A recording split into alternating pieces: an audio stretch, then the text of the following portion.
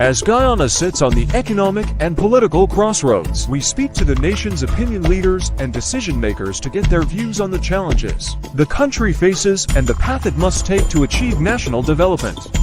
Welcome to Nation Watch. Now here is your host Mervyn Williams, former member of the Guyana Parliament.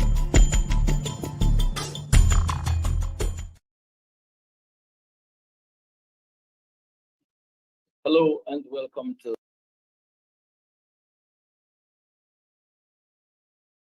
today's edition of Nation Watch. My name is Mervyn Williams, your host. Nation Watch for today, 27th August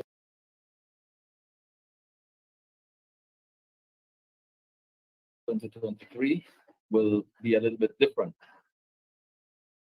Tomorrow, the National TOSHAO Council meets.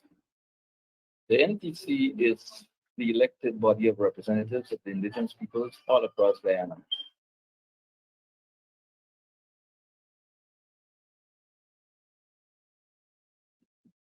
Tomorrow, the indigenous peoples of this country will have their say on the number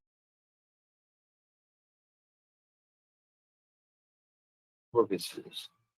The troubling fact is, however, that it is evident and glaringly evident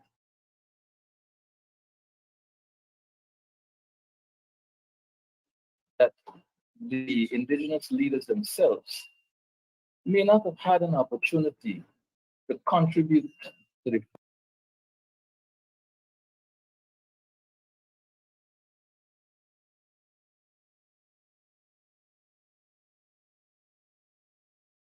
in all of the regions. There are troubling.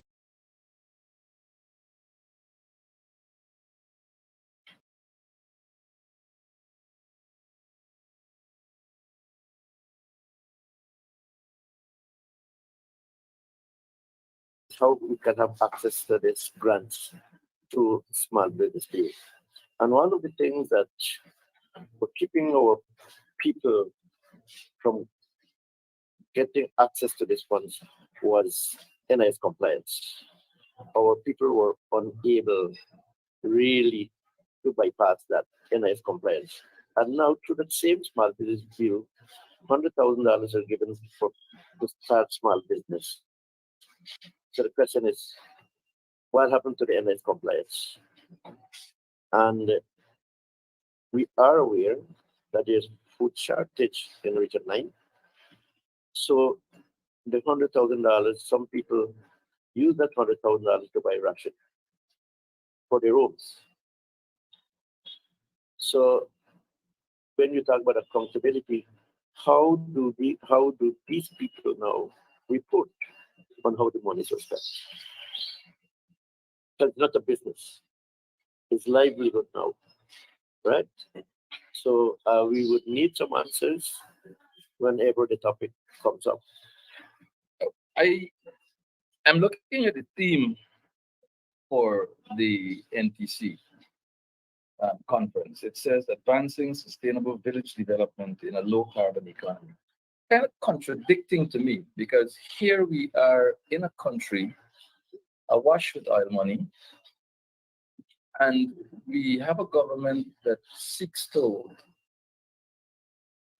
give out handouts at every turn in indigenous communities, to the extent that people are no longer planting.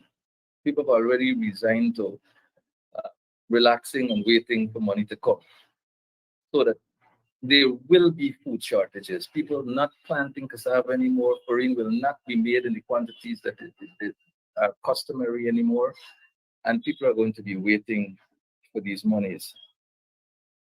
How, in those circumstances, outside of the discriminatory allocation of money to party hacks and so on, the fact that money is being distributed and people are walking away from the farms, how relevant, therefore, is this theme of advancing sustainable village development in a low carbon economy? I wonder if Bertrand would take a bite of this.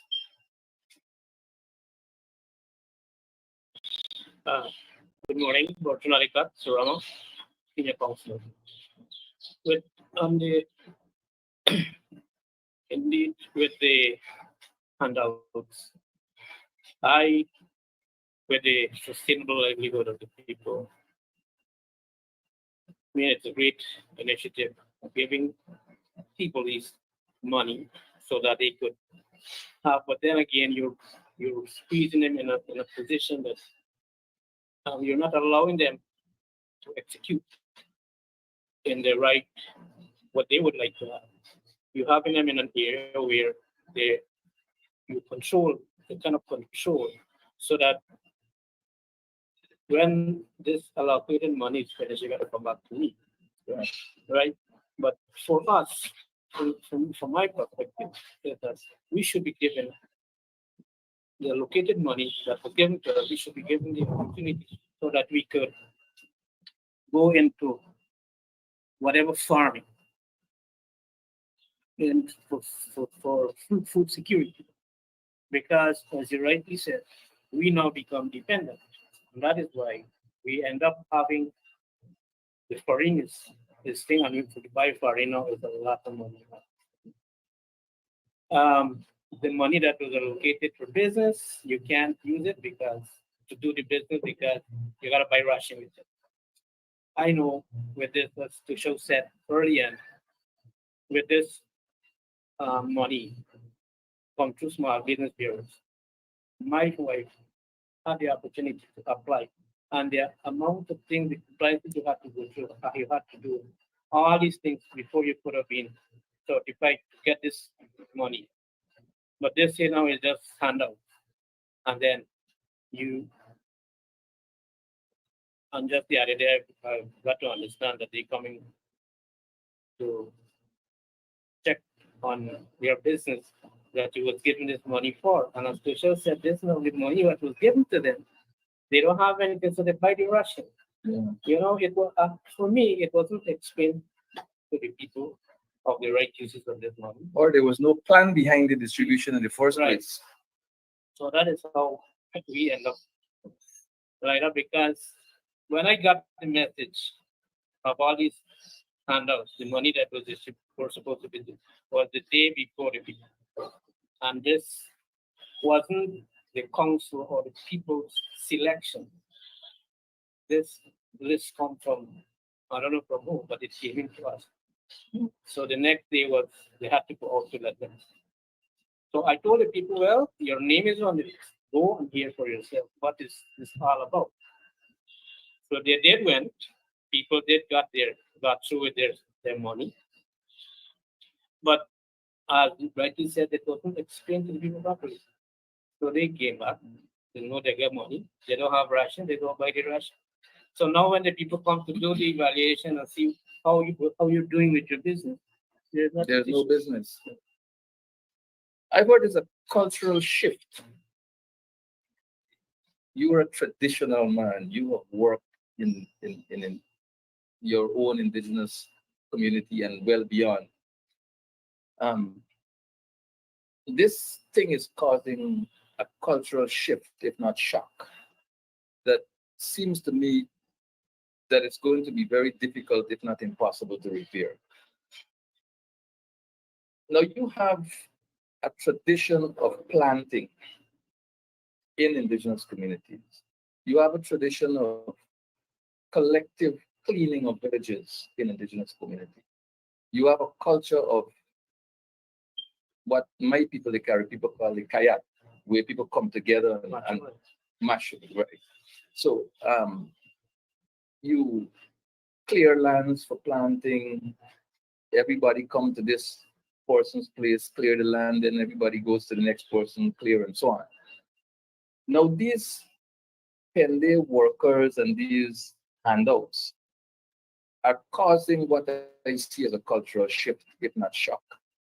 Because no longer are indigenous communities benefiting from collective cleaning of villages, group work to fix the ball field, group work to fix a fence, group work to fix the village office.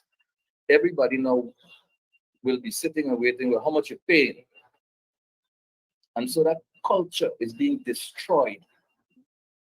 This culture is being destroyed by people who obviously do not understand the culture and who clearly do not care about the harm that they're doing future generations of indigenous peoples. What's your reaction to that? I absolutely agree with that. And I think it would cause a lot more issues that it would exacerbate the issues that were brought up by TOSHAO Mike and Mr. Bertrand in terms of food security, because people are now earning a little bit of money, and that's all they're doing. They're no longer planted. Like you said, people don't want to go out to do self-help anymore. And it's been encouraged in some parts, like, why should you do self-help and you're getting money? You should get paid to do this stuff. But I personally feel that's taken away from what we're used to doing, coming together to getting work done. And, it gives people another excuse to not do very much, right? Because with the part-time jobs, that's all people do. They don't have a farm, they don't plant, they're not finding the time to do it because all their time is taken up with, these jobs that they have to do.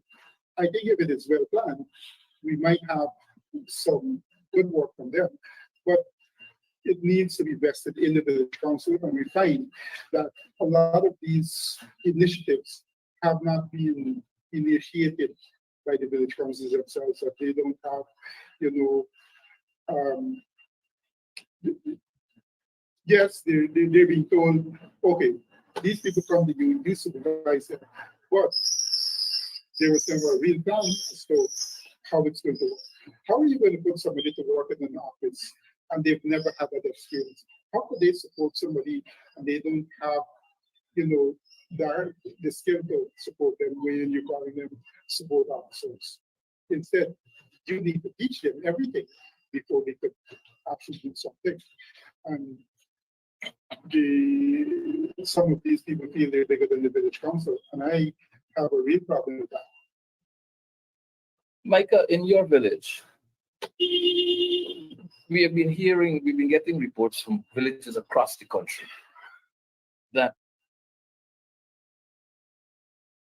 the expectation with respect to these part-time jobs was always that the village council would identify the persons most in need of employment, most in need of the money that the employment opportunity will avail to them.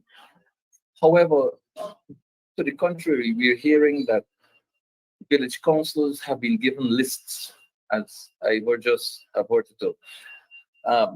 They've been given lists of persons and they've been given instructions. I don't know that village councils could be instructed, but somehow this is happening now. Say, look, here's a list of X number of persons. You go out and they will be coming to you to do part-time work and you have to supervise them and you have to pay them. Has this been happening in your village? And if it has, are you, as TOSHAO of your village, comfortable with such an arrangement, or do you have a preference for the traditional way of the village council determining what should be done in conjunction with the villagers? Yeah. So at the village, we came up with an issue because, like you rightly said, there was a list of names that were submitted. It came not from the CDOs or DDOs, but some private or other some party member, especially the part-time workers. Those people, some of them until now, those party names that were on the list are supposed to obtain the grant. Did not upload the grant. I'm going to find out how will they access the grant. There was no response until now. That there were about 10% who's supposed to access the grant from TOSHAO. And out of that 10, only 3% they access the grant. So the remaining balance of that funds, there's no answer to where that thing only would access. Also, in terms of the village council selected persons to be part of that part-time worker, it was a challenge because persons were put in place that we know is already benefiting from some sort of income, and people who didn't really need that funds at the time. And when the list came, there it's something you have to work with. And later on, it became an issue in our village generally. So we prefer selecting persons and not names if that opportunity ever surfaces again. And I think that's the way we should go forward. It's the village council who is responsible for the village, and not people setting names have already been selected. Even if in our list for grants, some person doesn't get and run names appear not on the top. But that's very interesting. Dead people on voters list, dead people on lists to receive grants. It becomes a little bit more complex. So these instructions, have you been able to determine where they're coming from? And has the village council had a discussion as to whether it goes the way that the village wants it to go, whether there'll be consequences, or because you're put in a bad position here, tight spot, as we say.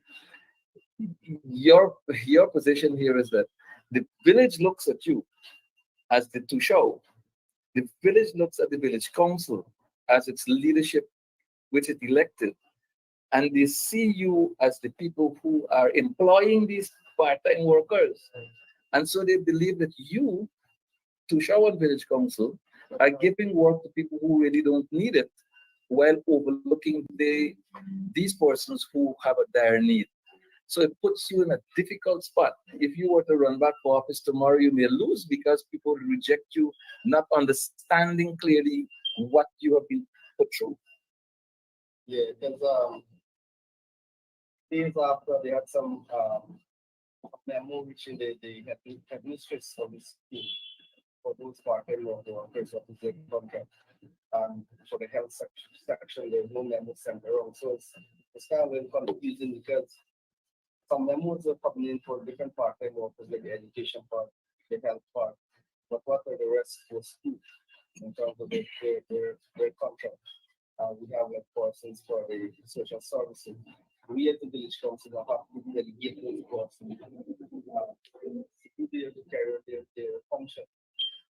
As the village council, we see it more fit. Right? This is something on surface at our community policing group meeting. Right? These people saw a bigger purpose than those part-time workers to get in the factory or even the village council.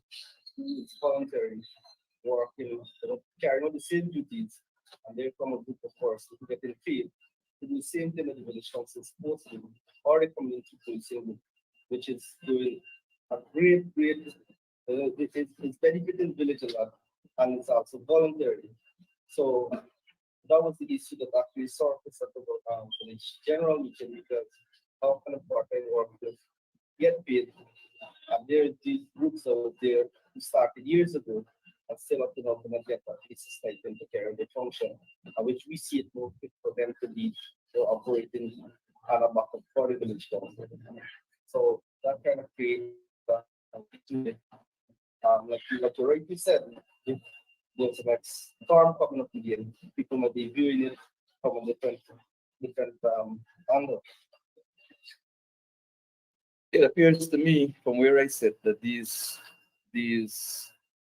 handouts, these cash handouts, are really doing a disservice to indigenous communities. It's causing division, it's causing mistrust, it's destroying tradition, it's creating an unnecessarily high level of dependency, and it's breaking away from traditions in terms of culture, agriculture, community efforts, and other traditional activities.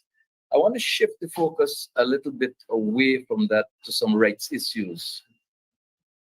Chinese landing is in trouble. Chinese landing was titled in 1976, as was ANNAI, I believe. And some years later, after the government changed in 1992, mining rights were given to a private company for mining operations in Chinese landing. Some lawsuits emerged, court actions were heard at all levels and so on. And now, during that time, Chinese landing was not given the opportunity as owners of the land to have their say in court. And the matter was determined in favor of the mining company. Now we are at the stage where Chinese landing took a petition to the United Nations Human Rights Commission, which has given the government of Guyana some instructions regarding the issue, to go in there to investigate, to see what's happening and to report and so on. Now the government is playing this issue down, but it's a huge issue. It's an issue where people who own the land cannot venture onto the land because miners have more rights than the landowners. Buildings are being pulled down, equipment is being taken in there with under armed escort, roads are being destroyed, bridges are being destroyed, the land is being uprooted, and the indigenous Carib people, the Cariña people, they can do nothing. They're helpless because the law is not on their side. The title seems to have no weight as far as the government is concerned, and everything seems to be against them. That's a background. Now, TOSHAO Orange Finance has written to all TOSHAOs on the NTC. I'm not sure if TOSHAOs around this table received a copy of the letter yet. But TOSHAO Orange Finance is asking TOSHAOs to offer him support tomorrow when NTC is convened. He is asking for an adjustment to the agenda of the Ntc Conference, so the Chinese landing will be given an opportunity to speak to this issue, which is a grave concern to them and which has implications for indigenous peoples all across Guyana and beyond Guyana. So I want to start with IVOR here.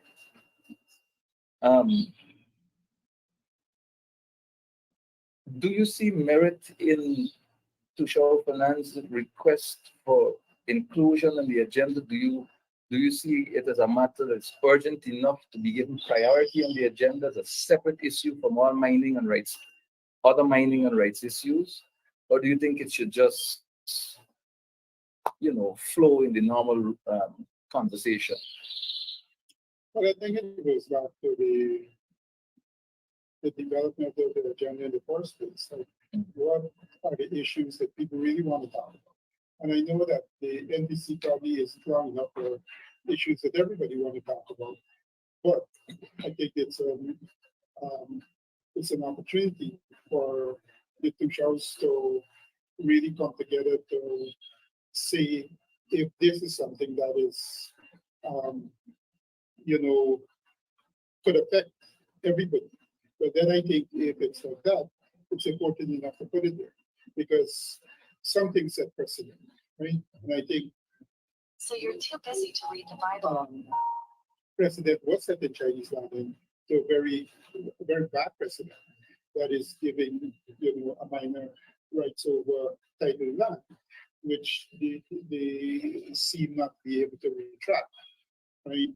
And even though the Chinese landing people have made a lot of representations, and not by them, but other groups as well, they have had very little recourse to any answer for,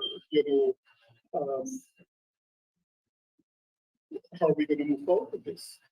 And I think we could say the same thing with a place like the Synonym, Yes. where the matter was taken to the Inter-American Commission.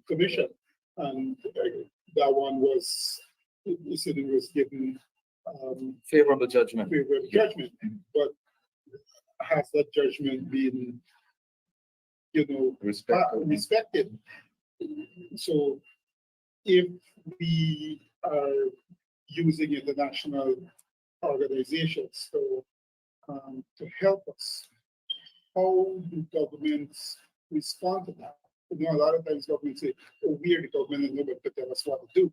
But how does that relate to people like ourselves when we feel our rights are threatened, right? That it's not respected, right? So I think TOSHAO has a very valid point, and I would really like to see something, come out from his request.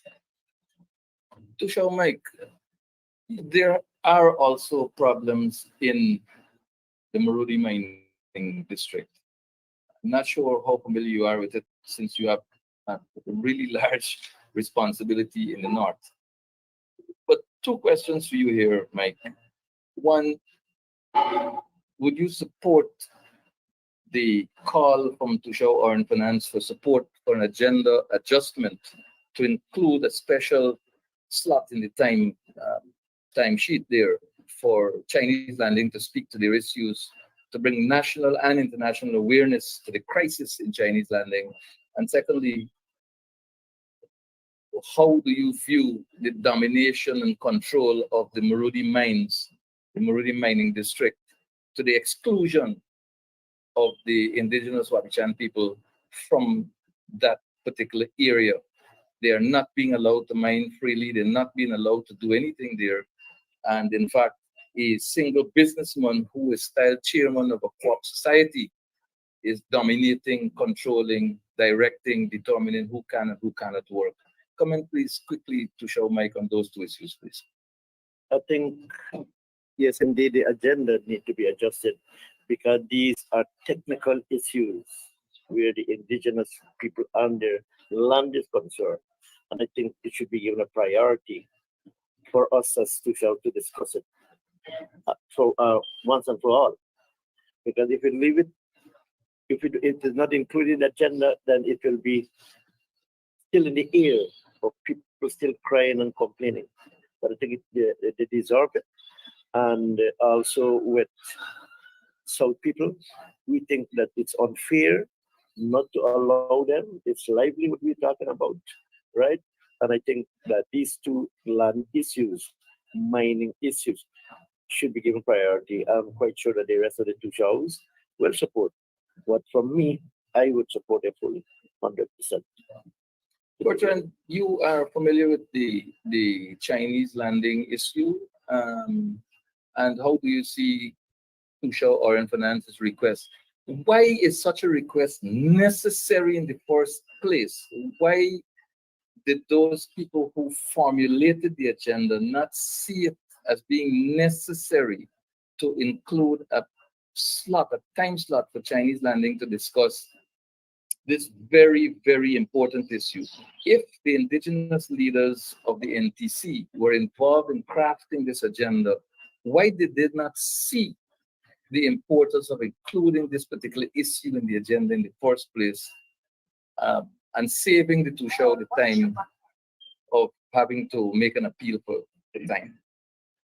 Yes, since the last NTC, I was deprived from TOSHAO, and I fully agree. If we could remember, this is National TOSHAO's Council, and this is where the indigenous people has to voice their concern, has to make plan, because this is indigenous. And a lot of time, we weren't given the opportunity to execute and to share our knowledge with our brothers concerning our development, because we are being held in a small position in pockets and it's been controlled. I feel to myself, and I was talking to my brother, that the TOSHAO, National TOSHAO's Council, we supposed to have time, all the TOSHAOs together to bring our issues to the table so that it could be resolved there. I think this is the time when all the TOSHAOs sit and help each other to work to find the best solution to sometimes my little or our way of doing our stuff back in my village, going about getting things done, organizing, might help the individual when he goes back. Some of my things could be fit into his things so that we could go forward. But I agree and I support TOSHAO or in finance. of tabling this. This is supposed to be one of the thing on the agenda, so that we could think also.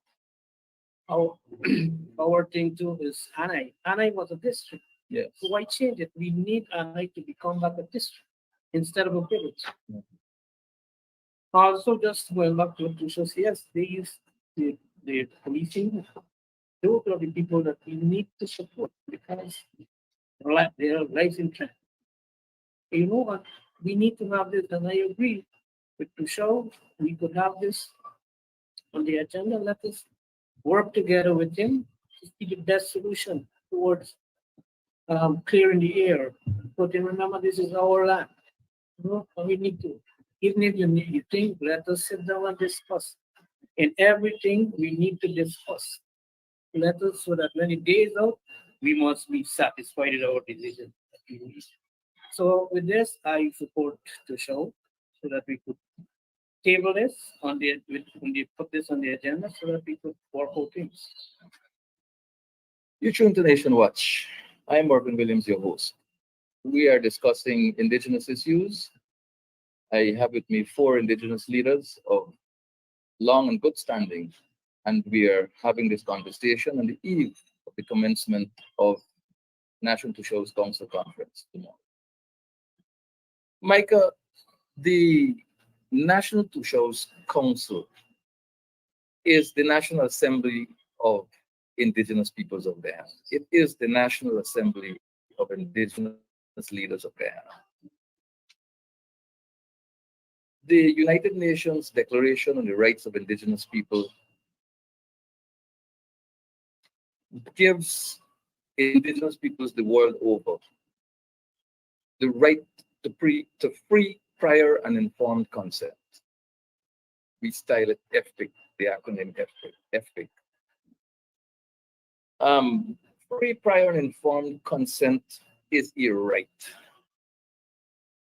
Self-determination is a right enshrined in international conventions for Indigenous peoples the world over.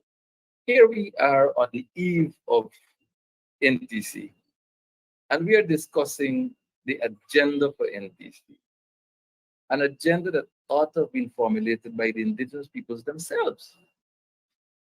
But here we are speculating about who it was that formulated this agenda, what was going through their minds, and why were the Indigenous leaders not part of this whole process of establishing this agenda.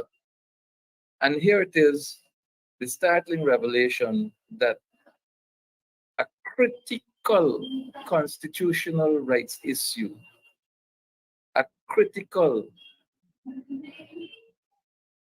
rights issue relating to land, rights relating to basic human rights, the right to live, the right to work, the right to freely enjoy the comforts of your property, all being violated in Chinese landing.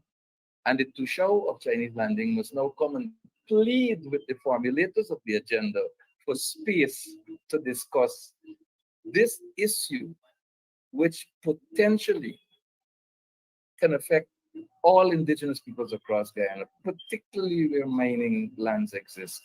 What's your view as a young leader of Indigenous peoples on this issue? As being a young leader, I from the last NTC, like you said, it was a plea from Chinese landing, right? To me, I think that should have been said for this agenda, and something that should have been there very seriously, because it will happen to any community, any other community. For example, we in Region 9, for example, have been facing same issue, and we know FPIC is the way forward. And there has been lands, private lands around land that will be issued to those private owners without the FPIC process, right? And it's getting really, really disturbing to community members. So I do feel it for Chinese landing also, and the situation they're going through. So I think from my side, I would like to support what the show is requesting for. And like you said, it should not be something that they request for it. If they had used the epic to formulate the agenda, without being included properly in that agenda. And now here is China planning to show requests for freedom for that to be part of the agenda, which I don't think is something that's a problem. And I think the rest of the show should support this leader. Like I said, there's other communities that will be facing this soon if we don't address it. And we've seen it out there in the North economy. For example, wetlands in the North economy. There's private lands being given out to owners, the forces out there, without any consultation with those communities. And I think the wetland is something that we in the North economy is dependent on and is dependent on for our daily survival. Right? So if that process does not they do not follow that process, I think later on down the years we'll put ourselves in some very, very serious situation that will call for something that we were not expecting, right? Because it's indigenous people, when we want something, we fight for it and we fight to get it. And I think being at this conference here, this NTC, I think we as leaders from all across Ghana should meet, as TOSHAO just said, meet as TOSHAO from around the country, and it's an opportunity for us to share ideas, issues, and how to solve issues. So we can just table it to the government, table it to the president, so they understand our issues. But what we see happening now, it's a whole lot of segregation among different villages. We don't get to meet as TOSHAOs across the country, which I think is something that at least should have been slated in the agenda also as our tool for us as TOSHAOs to meet and share ideas, problems, and see how we can solve them, so that we come as the real NTC represented with God. Have you raised the issue of the wetlands? I know TOSHAO Mike Williams and his colleagues at the NRDDB in particular, IVOR, I believe you were involved as well in conversations regarding the wetlands of the North Rupununi and the expression of the desire of the people of the North Rupununi to have those areas declared protected areas for the particular reasons that you have ventured. Sustainable livelihood, that's where you get your food from. That's one of the mitigators against climate change. Guyana is in a bad place, the world is in a bad place in terms of the effect of climate change and what it's doing to the world. And you're not sure that private developers will value the wetlands as indigenous peoples do. You know for sure that they wouldn't treat and care it the way indigenous peoples do. And you do not know whether you will have access to those wetlands to get food after private individuals take them up. Do you see this as an agenda item for the NTC conference as well, that should be given heavy-weighted importance for conversation purposes at the conference? Yeah. Yes, indeed. It's still in the air. The people of the North Rupununi are still ambitious up to now. Luckily for us, that's why IVOR is here. We're doing a presentation there, and a part of it will focus on the North Rupununi wetlands. So I'm not quite sure how that reached the agenda, but it's in the agenda for NRD to do a presentation. They did not have any topics, so that is what we will present to them. I see. So there's just a slot for the NRDDB. Yes, a slot special for NRDDB. Also, you capitalize on that to discuss wetlands. Well, it's not only wetlands. There's a couple issues that we have been working on for a long time, even with the past government. Wetlands is one of them. but there's also the Alpine Management Plan. Right. We have a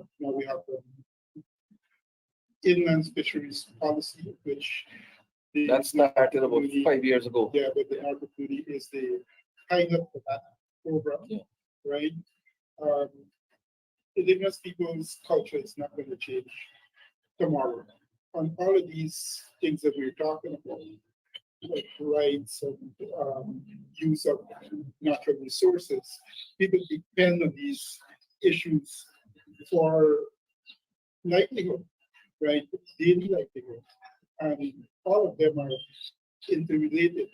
Take, for instance, indigenous knowledge of this is also something that's important to us. And it should be for all indigenous people, right? So all of those things, we want to see how we can get everybody's attention to hospital. Bertrand, the fishing side is your thing, isn't it? The catch and release fishing and the tourism fishing and so on. No. IVOR. Yeah. But I know the Allicock family was deeply involved in advocating for the fishing policy alongside of the NRDDB and so on. So I imagine you'll be looking forward to that presentation as well. Yes, because that's one of the things that the North Money Development Board, they have a fish management team that which is Kevin Edwards is part. We have drafted laws for that, right? Yeah. Yeah. So that is what the NRDDB would be presenting. Thursday they would be presenting. Excellent. Yeah, so that's one of the areas. That's one of our main concerns. All right, we got a few minutes remaining, and there's a little bit of an emotional issue that I want to discuss very briefly.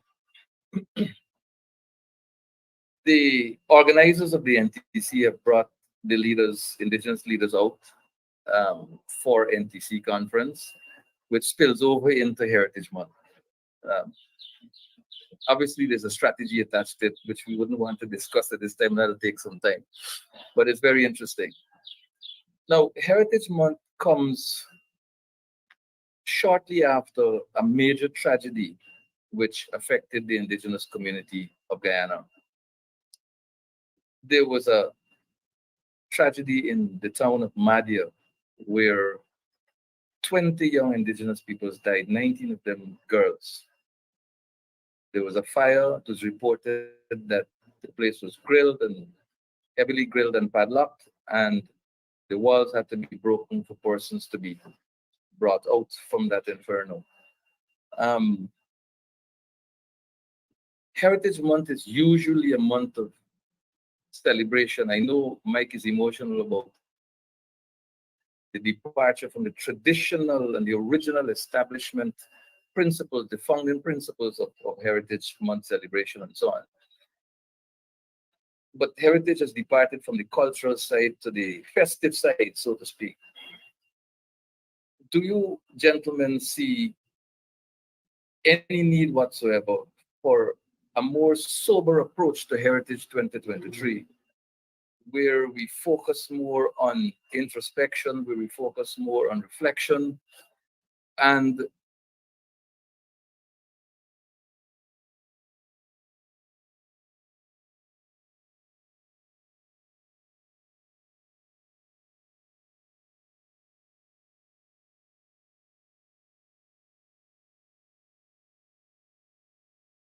no need for such toning down, and maybe just a regular Heritage Month set of celebrations? And maybe I start with the youngest of the group. Yeah, I think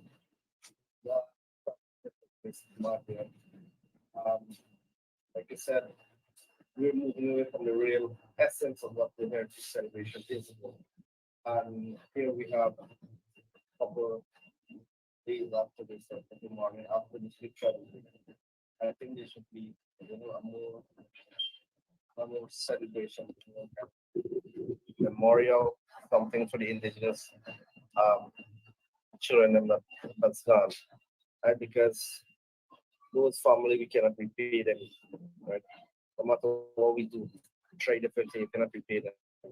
And there you are with one big celebration, forgetting about the pains that those families are still going through. So probably it should be even in all the different celebrations in a different area, some recognition, memorial recognition to these young children that has passed on in that tragic matter. Bertrand? Yes, that is why we at the ANNAI 5 villages decided not to have the ANNAI district story, but we would have our little village activities, not as much, not very much, but we try to tone it down a little, because for us in SURAMA,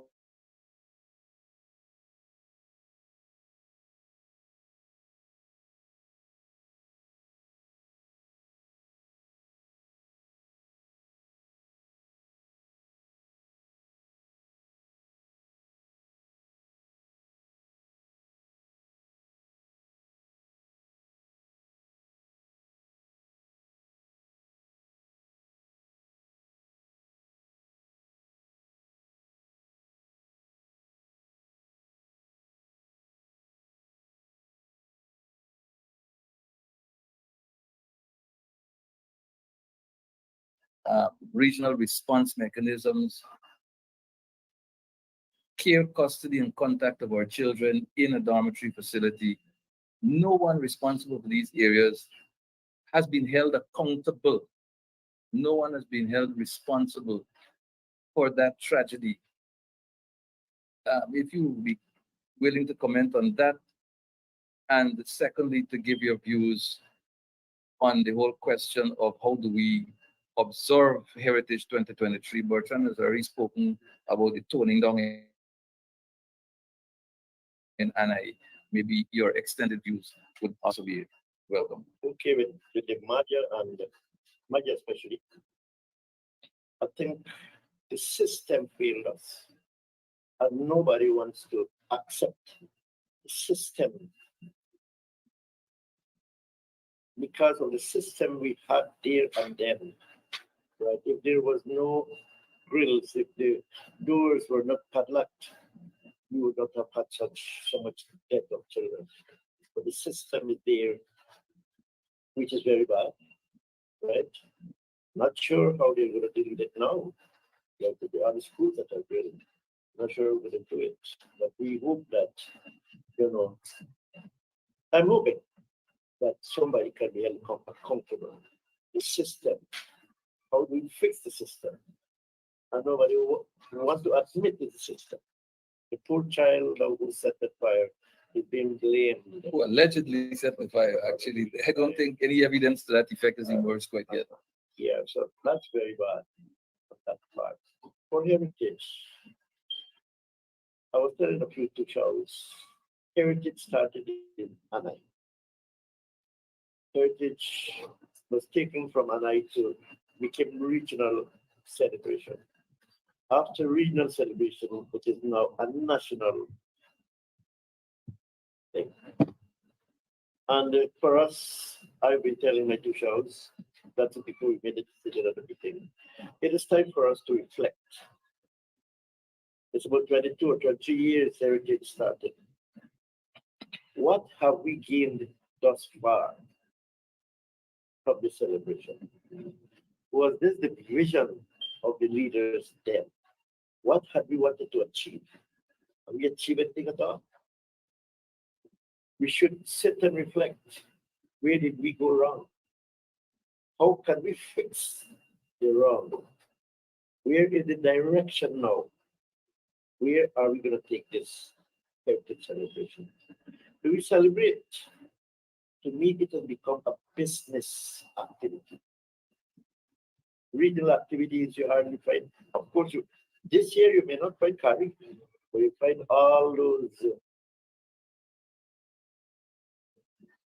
here and this. You find more of that.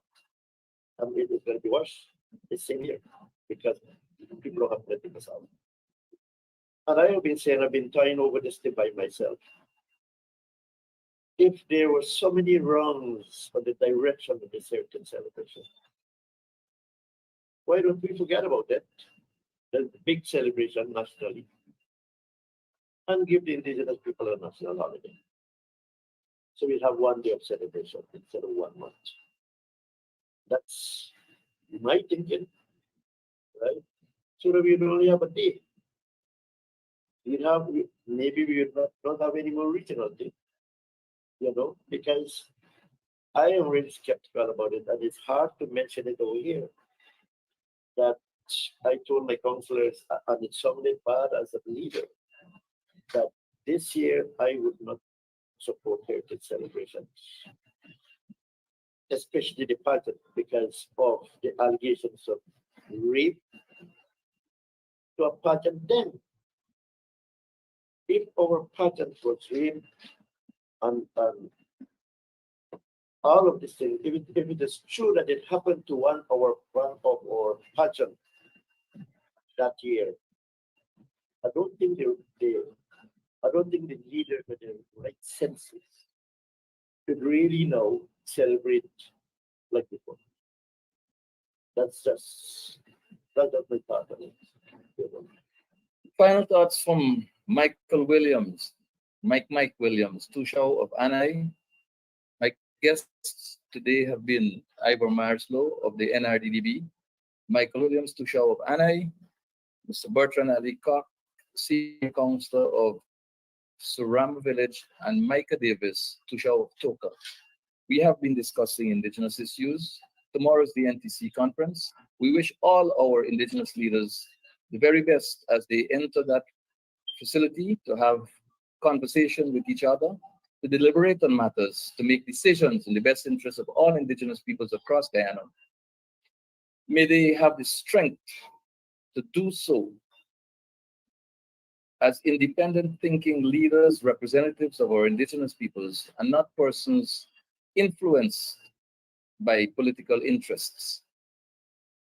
Gentlemen, I wish you all the very best for the conference starting tomorrow. And I offer my kind regards and compliments to all of our village leaders all across Guyana as you go into your conference tomorrow. This has been today's edition of Nation Watch.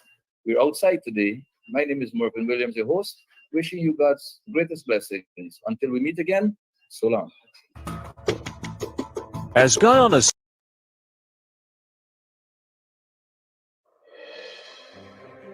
If it's Friday, looming gloom as Washington faces leadership